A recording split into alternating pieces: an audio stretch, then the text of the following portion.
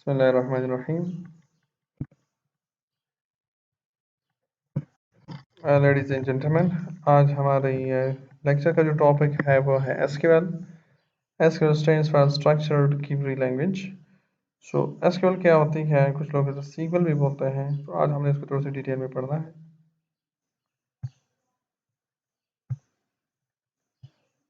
Lecture outline.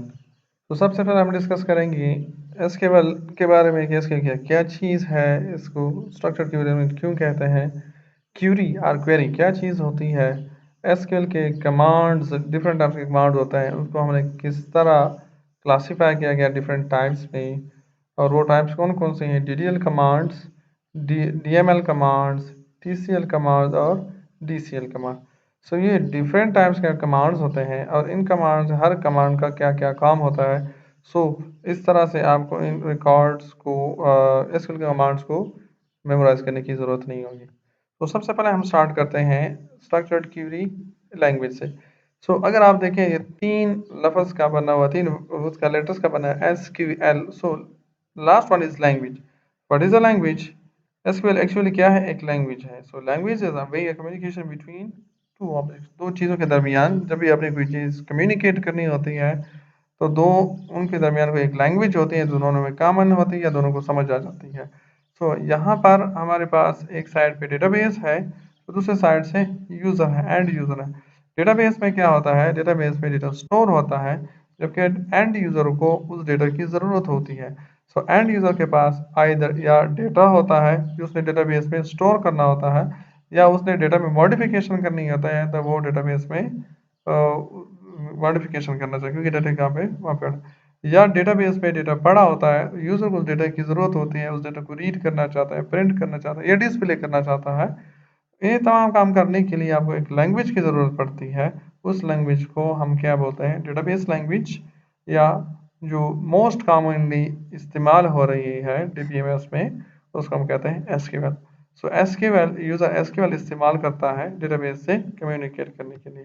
तो अगर हम इसको डिफिनीशन करना चाहें कि एसक्यूएल क्या है, SQL is a computer language और SQL is a database language. ठीक है, तो डेटाबेस लैंग्वेज तो हो गई। क्या काम है इसका, किस काम के लिए इस्तेमाल होता है? For storing, manipulating and retrieving data stored in a relational database. Relational database में आपका जो डेटा होता है वो स्टोर होता है, या डेटा स्टोर करना होता है, डेटा मैनिपुलेट करना होता है, तो वहाँ पर आपको किस चीज़ की ज़रूरत पड़ती है? एसक्यूएल की ज़रूरत पड़ती है। किस चीज़ की पड़ती है? एसक्यूएल की ज़रूरत पड़ती है। अब एसक्यूएल के थ्रू आप किस किस्म के काम कर सकते हैं? फॉर एग्जांपल, आपके अब दो किस्म के काम आपके आपके होते हैं एंड यूज़र एसक्यूएल के थ्रू, जब आप कभी डेटाबेस के साथ कम्युनिकेशन करता है। अब उनमें से पहली चीज़ जो है उसको हम बोलते हैं डेटा रीडिंग। अब डेटा रीड क्या करना होता है? यूज़र को कोई चीज़ प्रिंट करनी है, डिस्प्ले करनी है, यानी उसने getting data from database, database से कोई डेटा गेट करना होता है। उसने डेटाबेस से कोई डेटा गेट करना होता है। जब उसे डेटाबेस से कोई डेटा लेना होता है तो हम कहते हैं यूज़र क्यूरी टाइप कर रहा है, और ये क्यूरी रीडिंग है, रीड क्यूरी है। क्यूरी कौन सी है? रीड क्यूरी, यानी यूज़र डेटाबेस को डेटा नहीं दे रहा, बल्कि डेटा कहाँ से आ रहा है? डेटा डेटाबेस से यूज़र की तरफ जा रहा है। दूसरी क्या चीज़ है? Data writing.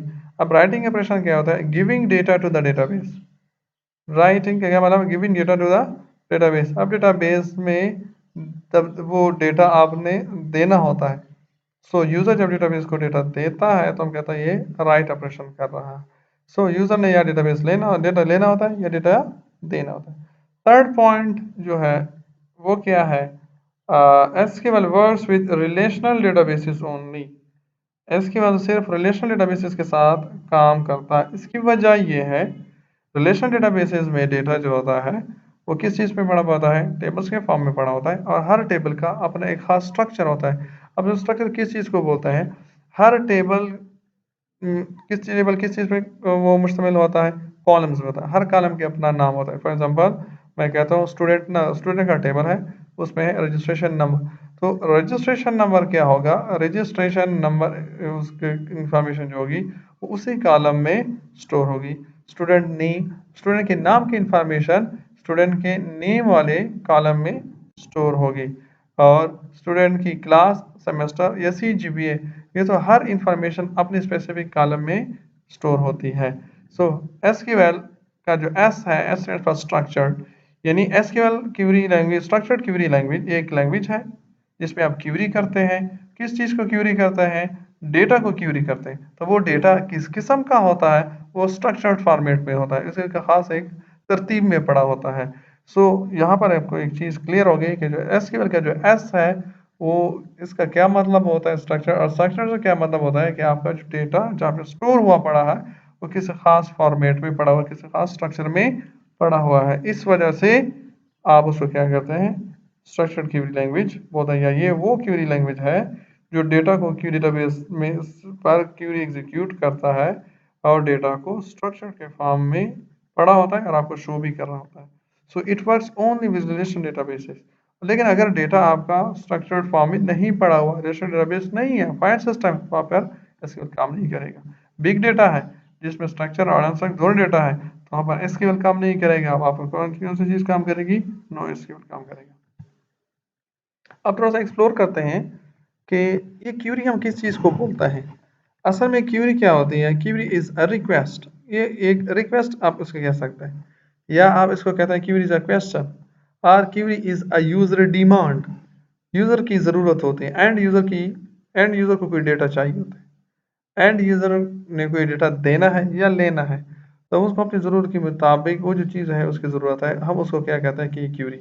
वो उसकी रिक्वेस्ट, वो रिक्वेस्ट कर रहा है कि ये डेटा स्टोर कर दो, वो रिक्वेस्ट कर रहा है कि ये डेटा अपडेट कर दो, वो रिक्वेस्ट कर रहा है कि ये टेबल क्रिएट कर दो, वो रिक्वेस्ट कर रहा है कि ये टेबल ये चेंजेस कर दो, वो रिक्वेस्ट कर रहा है कि इस टेबल से इस डेटा को डिलीट कर दो, वो रिक्वेस्ट कर रहा है कि क्या कर दो, ये डेटा मुझे शो कर दो। ठीक है। अब ये रिक्वेस्ट करता किसी डेटा या इंफॉर्मेशन की रिक्वेस्ट करता किसको है? Towards the database. ये डेटाबेस या डीबीएमएस को करता है। क्यों डीबीएमएस को करता है? क्योंकि डेटा पड़ा जो डेटाबेस सर्वर के पास होता है। जैसे क्लाइंट सर्वर में क्या होता है, क्लाइंट के पास कुछ नहीं होता, डेटा सारा का सारा इंफॉर्मेशन कहाँ पे पड़ी होती है? डेटाबेस सर्वर में या सर्वर पे पड़ी होती है। सो जिसके पास डेटा होता है तो रिक्वेस्ट भी उसी के पास जाती है। जब उसके पास रिक्वेस्ट आ जाती है तो करना क्या होता है? रिक्वेस्ट क्यों देता है? इन ऑर्डर टू रीड और राइट द रिक्वायर्ड इंफॉर्मेशन और data from database. So user को डेटाबेस से डेटा रीड करना होता है या डेटाबेस को डेटा राइट करना होता है, तो वो डीबीएमएस को रिक्वेस्ट करता है कि इसको रीड करें या राइट करें। अब ये कम्युनिकेशन प्रोसेस यूज़र का डीबीएमएस के थ्रू या डेटाबेस सर्वर के साथ किस तरह से होता है? ये भाई सेम सिस्टम जिस तरह क्लाइंट सर्वर होता है। सबसे पहले लेट्स सपोज एक यूज़र है, उसको चाहिए, वो क्या मांग रहा है कि मुझे डिपार्टमेंट की लिस्ट दे, डिपार्टमेंट की नेम्स की लिस्ट दे दें। ठीक है, उसको पता है कि मेरे डेटाबेस में डिपार्टमेंट की इंफॉर्मेशन मौजूद है और मुझे डिपार्टमेंट के मेरे पास कौन कौन से डिपार्टमेंट्स हैं, मैं वो व्यू करना चाहता हूँ, डिस्प्ले करना चाहता हूँ, तो इन्फॉर्मेशन मुझे दे दें। तो वो सबसे पहले क्या करता है? User इंटर्स SQL statement. SQL statement को या क्यूरी को क्या करता है? वो इंटर करता है या राइट करता है या क्यूरी डिज़ाइन करता है। जैसे select department underscore name from departments. तो सेलेक्ट क्या करता है? रीड का काम करता है, डेटा को डेटाबेस से डेटा लेने के लिए हम क्या इस्तेमाल करते हैं? सेलेक्ट। अब ये पूरी एक क्यूरी है, इसको हम कहते हैं सेलेक्ट क्यूरी। क्या कहते हैं इसको? Select query. आखिर में अगर आपको एक सेमीकोलन आ जाता है, क्यूरी के आखिर में सेमीकोलन लगा भी सकते हैं और नहीं भी लगा सकते। ठीक है, टर्मिनेट करने के लिए। सो जिस तरह प्रोग्रामिंग लैंग्वेज में हम एक स्टेटमेंट लिखते हैं, एक लाइन ऑफ कोड लिख लेते हैं, तो हम कहते हैं कंप्लीट हमारी स्टेटमेंट है, और उसको सेमीकोलन से टर्मिनेट करते हैं। इसी तरह एसक्यूएल क्यूरी लैंग्वेज में जब आप एक क्यूरी लिखते हैं तो हम इस एक कंप्लीट क्यूरी को एसक्यूएल स्टेटमेंट कहते हैं। तो ये क्यूरी आपको क्या कह रही है कि आप डिपार्टमेंट के टेबल से तमाम डिपार्टमेंट्स के नाम डिस्प्ले करके मुझे दे दें। अब ये वाली एसक्यूएल स्टेटमेंट कहाँ चली जाती है, कहाँ पे सेंड होती है? ये रिक्वेस्ट कहाँ पे सेंड होती है? डेटाबेस सर्वर पे।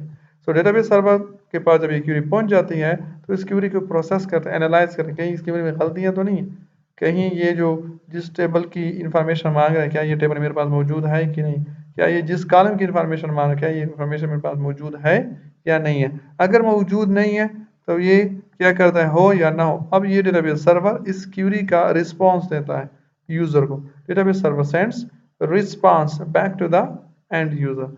और ये जो रिस्पॉन्स होता है वो क्या आता है, एक्चुअली ये क्यूरी का रिजल्ट होता है, ये क्यूरी का रिजल्ट। अब क्यूरी का रिजल्ट भी एक टेबल के फॉर्म में नजर आता है, क्यूरी का रिजल्ट भी टेबल के फॉर्म में नजर आता है। क्यों? आपके डेटाबेस जो होता है, रिलेशनल डेटाबेस, वो डेटा को स्ट्रक्चर फॉर्म में स्टोर करता है, टेबल के फॉर्म में स्टोर करता है। जब डेटा को रिजल्ट को शो करता है, एंड यूजर को सेंड करता है, तो वो रिस्पॉन्स भी आपको किस चीज़ में नजर आता है, टेबल के फॉर्म में। तो उसका एक प्रॉपर स्ट्रक्चर होता है। अब ये ऊपर एक कॉलम है, ऊपर नाम लिखा हुआ है डिपार्टमेंट है उसका नेम, तो आपको पता चला है किस कॉलम के नीचे जितनी भी इंफॉर्मेशन है वो किस चीज़ के, वो एक्चुअली डिपार्टमेंट की नेम है। इसी वजह से हम उसको कहते हैं स्ट्रक्चर्ड क्वेरी लैंग्वेज। इसको क्या बोलते हैं, स्ट्रक्चर्ड क्वेरी लैंग्वेज। उम्मीद हो आपको उम्मीद है आपको 3 स्टेप्स, 3 स्टेप्स की समझ आ गई होगी। जिस तरह क्लाइंट कोई चीज़ रिक्वेस्ट भेजता है, सर्वर उसको प्रोसेस करता है, प्रोसेस करने के बाद रिस्पॉन्स उसी सर्वर उसको भेज रहा होता है। कभी आपको डेटा यहाँ पे रिस्पॉन्स में मिलेगा और कभी आपको एरर रिस्पॉन्स में मिलेगा। अब एसक्यूएल कमांड्स डिफरेंट टाइप्स के होते हैं। उन कमांड्स को वन बाय वन पढ़ने के बजाय हम थोड़ा सा उसको क्लासीफाई कर लेते हैं डिफरेंट में, ताकि उसको समझने में आसानी हो। तो उसके क्लासिफिकेशन में जाने से पहले हम ये देखते हैं कि जब हम डेटाबेस की कोई भी एप्लीकेशन डिज़ाइन करते हैं तो उसमें से कौन कौन सी चीज़ें इन्वॉल्व होती हैं। सबसे पहले आप कोई एप्लीकेशन प्रोजेक्ट बना रहे हैं जिसमें डेटा इन्वॉल्व है, यानी जिसमें डेटा आपने कस्टमर की ऑर्डर्स की वगैरह की इंफॉर्मेशन आपने स्टोर करनी है। तो सबसे पहला हमारा पॉइंट बनता है वेयर टू स्टोर डेटा। भाई आपने डेटा स्टोर कहाँ पर करना है। तो डेटा को स्टोर करने के लिए क्या आपने फाइल हैंडलिंग सिस्टम वो बनाना है, क्या आपने डेटाबेस का सिस्टम कोई बनाना है, क्या आपने कोई ग्राफ बेस सिस्टम बनाना है, क्या आपने इन मेमोरी डेटाबेस, या क्या चीज़ बनानी है। आपने डेटा को इमेजेस के फॉर्म में स्टोर करना है, पीडीएफ डॉक्यूमेंट के फॉर्म में स्टोर करना है, किस तरह आपने स्टोर करना है। तो सबसे पहला है डेटा स्टोरेज। सो हमें पता है कि रिलेशनल डेटाबेस में डेटा स्टोर कहाँ पे होता है, डेटाबेसेस में, और डेटाबेसेस में डेटा कहाँ पे स्टोर होता है, टेबल्स में। तो हम डेटाबेस क्रिएट करते हैं, टेबल्स क्रिएट करते हैं, फिर यूज़र क्रिएट करते हैं कि वो यूज़र लॉगिन्स क्या है, यानी लॉगिन अकाउंट, और दूसरी चीज़ क्या है, एक्टर वगैरह क्रिएट करते हैं। सो स्टेप नंबर 2 क्या है, who will have access to the database. अब ये जो आपका डेटाबेस आपने क्रिएट कर लिया है, उसको यूज़ कौन करेगा, एक्सेस कौन करेगा, किसके पास इनके एक्सेस करने के राइट्स होंगे, यानी कौन, हु विल। जैसे आप घर बना लेते हैं, घर का पहले नक्शा बनाते हैं, फिर आप घर बनाते हैं, तो घर का ढांचा वगैरह तैयार हो जाता है। अब सवाल पैदा होता है इस घर में रहेगा कौन, इस घर को कौन यूज़ करेगा, ठीक है, किसके पास क्या राइट्स होंगे। वैसे मालिक जो होता है, फॉर एग्जाम्पल घर है, मेहमान है, मेहमान के पास राइट्स क्या है, वो घर का अपना बंदा है उसके पास क्या राइट्स है, उस घर का रिलेटिव है उसके पास क्या राइट्स है, ठीक है। तो उसके राइट्स आपने बताने होते हैं, कौन सा यूज़र क्या राइट्स है। उसकी वजह यह है कि आपके डेटाबेस में हमने पहले भी पढ़ा था कि डेटाबेस में सारा डेटा एक ही जगह पर स्टोर होता है। सो अगर आप राइट्स वगैरह मेंशन नहीं करते तो नुकसान क्या होगा, जो भी बंदा आपके सिस्टम को लॉगिन कर सकता है वो आपका कोई भी डेटा एक्सेस कर सकता है, चेंज कर सकता है, डिलीट भी कर सकता है। इसका मतलब क्या हुआ कि आपने हर यूज़र को फ्री हैंड दे दिया, आपने कोई डेटा की प्राइवेसी नहीं रखी, आपने कोई भी यूज़र की प्राइवेसी नहीं रखी। आप फेसबुक पे ज़रा देखिए, अब जब आप उसको लॉगिन करते हैं तो आपको अपनी चीज़ें नज़र आती हैं, दूसरे की चीज़ें नज़र, हालांकि फेसबुक पे डेटा आपका एक ही जगह पर डेटाबेस में पड़ा होता। सो इसी तरह डिफरेंट सिस्टम में डेटा एक ही जगह पर पड़ा था, लेकिन आपको सिर्फ अपनी ही चीज़ें नज़र आती हैं। और ये किस वजह से नज़र आती है कि आपने हर यूज़र के अपने राइट्स डिफाइन किए होते हैं। थर्ड क्या चीज़ है, ये तो आपने डिफाइन कर लिया कि कौन इस सिस्टम को एक्सेस करेगा और कौन बंदे होगा, कौन यूज़र होगा। अब यूज़र किस किस तरह के काम इस पे कर सकता है। अब ये काम क्या होगा, इंसर्ट क्रिएट करना, क्रिएट रिकॉर्ड, वो डेटा क्रिएट करता है, यानी कोई नया डेटा सेव करना, टेबल में इंसर्ट करना, रीड करना, कोई डेटा मौजूद है आप उस डेटा को देखना चाहते हैं, डिस्प्ले करना चाहते हैं, अपडेट, डेटा में कोई मॉडिफिकेशन करना चाहते हैं, डिलीट रिकॉर्ड, या कोई डेटा से टेबल से कोई रिकॉर्ड डिलीट करना चाहते हैं। सही, उसके ऊपर क्या है, यानी टेबल में डेटा कहाँ पे स्टोर होता है, टेबल में। तो टेबल में क्या काम कर सकते हैं आप, या इंसर्ट करते हैं नया रो, या अपडेट, या डिलीट, या फिर आप जाके उसमें से चीज़ को रीड कर रहे होते हैं, ठीक। सो 1 और 2 का ताल्लुक स्ट्रक्चर से है, 3 और 4 का ताल्लुक किस चीज़ से है, डेटा से। अब जब कोई यूज़र लॉगिन हुआ और इसमें से इनमें से डीएमएल में से इनमें से कोई ऑपरेशन उसने कर लिया, तो ऑपरेशन करने के बाद आपका जो डेटाबेस होता है, डेटाबेस में चेंजेस होगी। फॉर एग्जांपल आपका टेबल था स्टूडेंट का, वो ब्लैंक था, क्रिएट की कमांड आपने चलाई, इंसर्ट की आपने, क्रिएट नया रिकॉर्ड क्रिएट कर दिया, तो अब पहले एम्प्टी था, अब उसमें एक रिकॉर्ड आ गया। तो अब ये डेटाबेस आपसे कहेगा भाई what to do if user make changes in database. आपने तो टेबल में क्या कर दिया है, चेंज कर दिया है, अब आपने इस चेंजेस के साथ क्या करना है, सेव करना है इन चीजें को, टेबल में इस रिकॉर्ड को सेव करना है, या टेबल में इस रिकॉर्ड को टेबल से हटाना, सेव करना है कि नहीं करना। जिस तरह एम एस वर्ड में ओपन करते हैं तो ब्लैंक डॉक्यूमेंट आता है, लेकिन ब्लैंक डॉक्यूमेंट जब आप उसमें से कोई चीज़ लिख लेते हैं तो उसमें से वो टेक्स्ट वगैरह आ जाता है।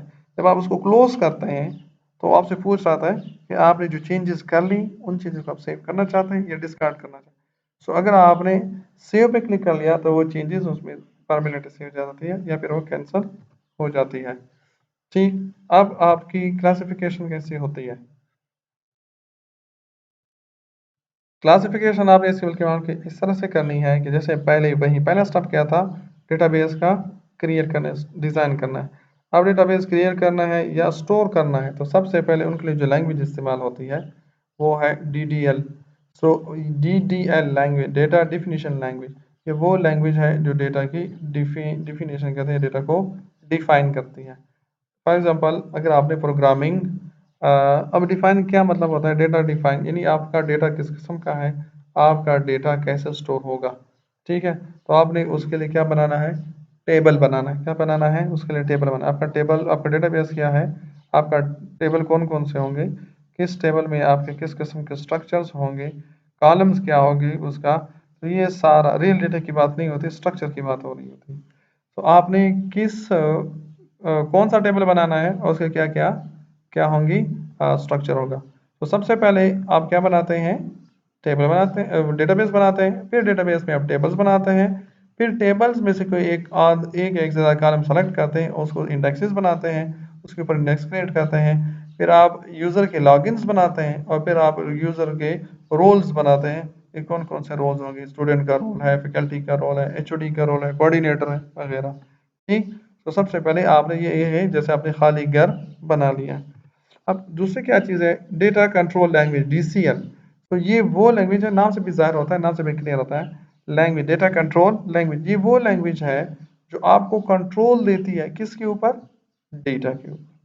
यानी it deals with access right of user and roles, कि आपने यूजर और रोल्स को क्रिएट कर लिए, डेटा स्टोर करने के लिए टेबल भी आपने क्रिएट कर दी, किस टेबल को, किस यूजर को किस टेबल के ऊपर आपने एक्सेस देना है। सो प्रिविलेजेस ग्रांट करनी है या प्रिविलेजेस उससे लेनी है। सो इसका ताल्लुक किस चीज़ से है, एक्सेस राइट से है। तो DCL में वो कमांड होते हैं, अगर आपने किसी को राइट्स देने हैं या उसे राइट्स लेने हैं तो आपने कौन सी कमांड चलानी है, DCL। आपने कोई चीज़ क्रिएट करनी है, आपने कोई चीज़ क्या करनी है, ड्रॉप क्रिएट करनी है, ड्रॉप करनी है या क्रिएट करनी है, तो अल्टर करनी है या ड्रॉप करनी है, तो उसके लिए आपने DDL की कमांड चलानी। ठीक है, अब ये तो स्ट्रक्चर बन गया। अब हमने इसके ऊपर ऑपरेशन, अब इसका काम आ गया डेटा का।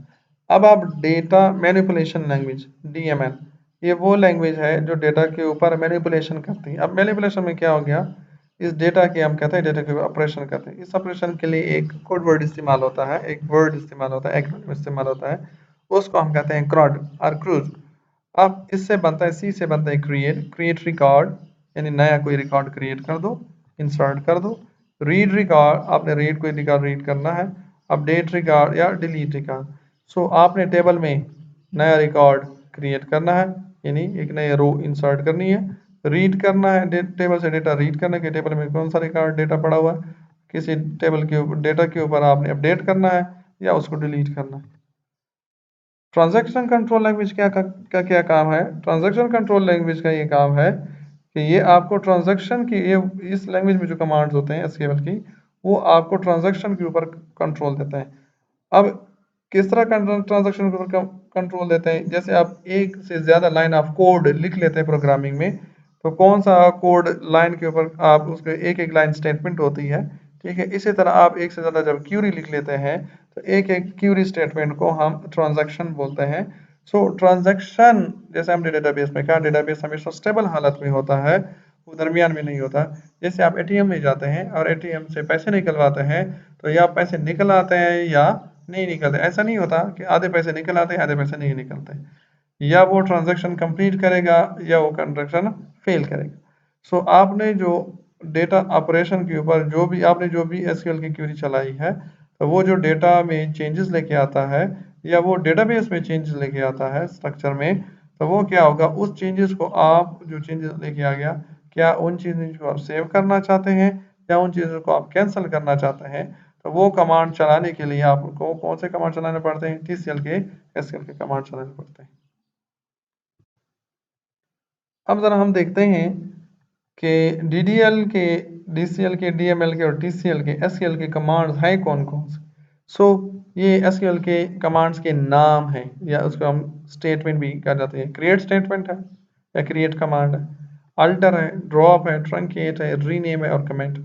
क्रिएट, अगर आपने कोई डेटाबेस क्रिएट करना है, टेबल क्रिएट करना है, आपने इंडेक्स क्रिएट करना है, यूज़र क्रिएट करना है, रोल क्रिएट करना है, या उसमें से कोई तब्दीली अल्टर लेके आना है। फॉर एग्जांपल डेटाबेस एक जगह से नहीं दूसरे स्कीमा में क्रिएट करना है, टेबल में आपने एक या एक से ज़्यादा कॉलम्स डालने हैं, उसका डेटा टाइप चेंज करनी है। ड्रॉप का क्या मतलब हुआ, कोई कॉलम डिलीट करते हैं, कोई टेबल डिलीट करना है, आपने कोई यूज़र को डिलीट करना है। ट्रंकेट का क्या मतलब हुआ कि आपने टेबल को खाली करना है, उसमें से डेटा पड़ा था, आपने टेबल को बिल्कुल खाली करना है, फ्रेश करना है। रीनेम का क्या मतलब हुआ, आपने किसी ऑब्जेक्ट का नाम तब्दील करना है, तो उसके लिए हम यानी टेबल का नाम चेंज करना है। कमेंट क्या होता है, ये डिस्क्रिप्शन होती है डेटा डिक्शनरी के लिए। ये डिक्शनरी के तौर पर यानी आपने क्या करना है, आपने स्टूडेंट का टेबल आपने क्रिएट कर टीबीएल अंडरस्कोर स्टूडेंट। अब टीबीएल अंडरस्कोर स्टूडेंट क्या है, अब आप उसके साथ कमेंट लिखते हैं कि ये जो टेबल है, ये कमेंट्स में डिस्क्रिप्शन लिख देते हैं, ये टेबल ये स्टोर करता है, इसका नाम ये है, इसमें फला फला चीज़ हमने उसको इस चीज़ के स्टोर करने के लिए, डेटा को स्टोर करने के लिए क्रिएट किया है। ओके, अब दूसरी चीज़ क्या है, डीसीएल, डेटा कंट्रोल लैंग्वेज। अब डेटा के ऊपर कंट्रोल, अब ये इसमें क्या चीज़ है, grant and revoke. Grant privilege अगर आपने उसको देनी है तो ग्रांट कमांड इस्तेमाल करेंगे। अगर आपने किसी यूज़र से या रोल से प्रिविलेज लेनी है तो उसके लिए हम क्या इस्तेमाल करेंगे, रिवोक। अच्छा, अब आपने यूज़र को राइट्स वगैरह दे दिए। अब यूज़र लॉगिन करने के बाद क्या करेगा, उनके जो राइट्स होंगे वो वही कमांड सिर्फ चला सकता है। फॉर एग्जांपल, अब डेटा मैनिपुलेशन लैंग्वेज में के जो कमांड है उनसे कौन कहते हैं, insert, update, delete, select and merge. Insert, अब आपने अगर किसी यूज़र को इंसर्ट के कमांड के राइट्स दिए हुए हैं तो वो किसी टेबल में डेटा को राइट कर सकते हैं। फॉर एग्जांपल, टीचर, एक आपके पास टेबल है, उसका नाम है अटेंडेंस, जिसमें स्टूडेंट की अटेंडेंस की इंफॉर्मेशन हम स्टोर करते हैं। तो स्टूडेंट की अटेंडेंस स्टूडेंट बजाते खुद इंटर नहीं करता बल्कि टीचर इंटर करता है। तो स्टूडेंट एक अलग यूज़र हुआ, रोल हुआ, और टीचर एक अलग रोल हुआ। अब अटेंडेंस की इंफॉर्मेशन कौन इंसर्ट करेगा, टीचर इंसर्ट करेगा। तो ये राइट्स किसके पास होंगे, टीचर के पास होंगे। ठीक है, स्टूडेंट के पास ये राइट्स नहीं होते। सो अटेंडेंस टेबल के ऊपर इंसर्ट की कमांड स्टूडेंट नहीं चला सकता, कौन चलाएगा, टीचर चलाएगा। सो इंसर्ट का मतलब आपने कोई डेटा नया रिकॉर्ड नया रो टेबल में इंसर्ट करना है। अपडेट का क्या मतलब हुआ, अपडेट का मतलब ये हुआ कि आप अगर टेबल में कोई डेटा चेंज करना चाहते हैं, मॉडिफाई करना चाहते हैं, डेटा नॉट स्ट्रक्चर। ठीक है, डिलीट का क्या मतलब हुआ, आप टेबल से कोई रिकॉर्ड डिलीट करना चाहते हैं, रिमूव करना चाहते हैं। सेलेक्ट का क्या मतलब हुआ, इसका मतलब ये हुआ कि आप टेबल का तमाम डेटा या कोई ख़ास डेटा अपने पसंद का, अपने रिक्वायरमेंट का, अपनी ज़रूरत का देखना चाहते हैं, रीड करना चाहते हैं। मर्ज का क्या मतलब हुआ, एक या एक से ज़्यादा डेटा को आप एक साथ मर्ज करके कंबाइन करके देखना चाहते हैं, तो उसके लिए मर्ज कमांड इस्तेमाल हो। ठीक है, लास्ट में क्या है, टीसीएल, ट्रांजैक्शन कंट्रोल लैंग्वेज। अब आप ऊपर से जो भी कमांड चलाएंगे, कोई भी क्यूरी चलाएंगे, तो वो अगर डेटाबेस में अगर वो रीड की क्यूरी नहीं है, यानी सेलेक्ट के अलावा, अगर वो सेलेक्ट की क्यूरी के अलावा यानी रीड वाली क्यूरी नहीं है, अगर वो कोई राइट वाली क्यूरी है, और राइट वाली क्यूरी हमेशा डेटा में या डेटाबेस में चेंजेस पैदा करती है, तो जब भी चेंजेस पैदा होगी तो ट्रांजैक्शन पे आखिर में आपने क्या चलाना होगा, इस ट्रांजैक्शन के रिजल्ट्स जो आ गए, उन रिजल्ट्स या उनके इफेक्ट्स जो आ गए उनको सेव करना है या डिस्कार्ड करना है। सो अगर आप चाहते हैं कि आपने जो क्यूरी चलाई है वो ठीक है, उसका रिजल्ट या उसका इफेक्ट डेटाबेस में सेव होना चाहिए, तो आप उसके लिए क्या चलाते हैं, कमिट। और अगर आप चाहते हैं नहीं कि इसके चेंजेस को डिस्कार्ड कर दें, मैं इसके वो क्यूरी के रिजल्ट सेव नहीं करना चाहता, तो आप क्या कहते हैं, रोल बैक, तो उसका इफेक्ट डिस्कार्ड हो जाता है। अच्छा, समटाइम्स हमारे पास ऐसा होता है कि हम तमाम क्यूरीज जो हमने रन की होती है उनका जो है ना वो ना उन तमाम को ना रोल बैक करना चाहते हैं, ना कमिट करना चाहते हैं, बल्कि हम कहते हैं कि एक स्पेसिफिक पॉइंट तक, फॉर एग्जांपल आपने 10 क्यूरी लिखी हुई हैं, आपने उसमें से 3 क्यूरियाँ चेक कर लिया, तो आपने एक पॉइंट सेव पॉइंट क्रिएट कर लिया 3 क्यूरीज के बाद। अब आप उसे कहते हैं कमिट और सेव पॉइंट का नाम लिख देंगे, इस पॉइंट तक आप क्यूरीज जो है यानी पॉइंट पहले से टॉप से लेकर क्यूरी नंबर 1 से लेकर इस पॉइंट तक क्यूरी नंबर 3 तक आप क्या कर लें, इनको कमिट कर लें या डिस्कार्ड कर लें। क्यूरी नंबर 4 से क्यूरी नंबर 5 तक डिस्कार्ड कर लें, क्यूरी नंबर 7 से क्यूरी नंबर 10 तक उसको सेव कर लें। सेव पॉइंट नाम से भी ज़ाहिर है, इस पॉइंट तक क्या करें, एक पॉइंट अगर आप क्यूरीज में सेव करें, जैसा हम मार्कर से बुक रीडिंग करते हैं, मार्कर से उसको निशान कर लेते हैं, कोई चीज़ डाल देते हैं, या अगर आप प्रोग्रामिंग के आपके कंसेप्ट अच्छे हैं तो प्रोग्रामिंग में हम लेवल्स क्रिएट करते हैं, फिर हम गो टू लेवल करते हैं, हम कोई लेवल क्रिएट करते हैं, उसको कोई नाम दे देते हैं, और फिर प्रोग्रामिंग में हम कोई कंडीशनल लॉजिक वगैरह चलाते हैं, और फिर हम कहते हैं गो टू दिस लेवल, अगर ये कंडीशन है तो इस लेवल को चला जाओ, अगर ये कंडीशन ट्रू है तो उस लेवल को चला जाता हो।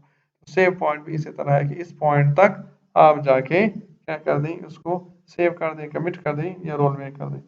यानी अगर आपने इसके आखिर में क्यों इसके आखिर में कमिट चला दिया तो कमिट से ऊपर वाले जितने भी हैं वो सारे सेव हो जाते हैं, और अगर आपने रोल बैक चला दिया तो वो ऊपर वाले जितने भी हैं वो सारे रोल बैक हो जाते हैं। लेकिन अगर आप कहते हैं कि सारे नहीं बल्कि स्पेसिफिक कुछ, तो वहाँ पर भी आप सेव पॉइंट क्रिएट करते हैं। उम्मीद है आपको एसक्यूएल की जितनी भी कमांड्स हैं, 15 बेसिक कमांड हैं सारे, इनके अब थोड़े नो हाउ हो चुके हुए हैं किसका क्या काम। जैसे पहले बता दिया, इसका काम स्ट्रक्चर से है, इसका काम एक्सेस राइट से है, तो ये दोनों स्ट्रक्चर से रिलेटेड है, और ये दोनों किस चीज़ से रिलेटेड है, डेटा से रिलेटेड है।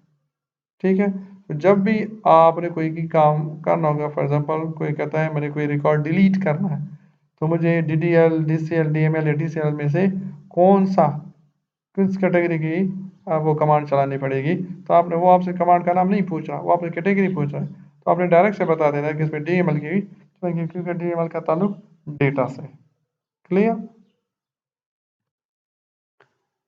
इस टॉपिक की रिलेटेड जो रीडिंग है वो इस बुक की है, डेटाबेस सिस्टम, थॉमस कनोले की 6th एडिशन है, ग्लोबल एडिशन है। ठीक है, chapter number 6 SQL data manipulation, तो उसको थोड़ा सा स्टडी करके आई, और जब हमारा नेक्स्ट क्यूए सेशन हो गया तो उसका हम आपके कोई भी क्वेरी वगैरह उसको डिटेल से डिस्कस करेंगे। नेक्स्ट हमने फिर एसक्यूएल सेलेक्ट कमांड को डिस्कस करना है, इसको दूसरे अल्फाज में कहते हैं डेटा रिट्रीवल।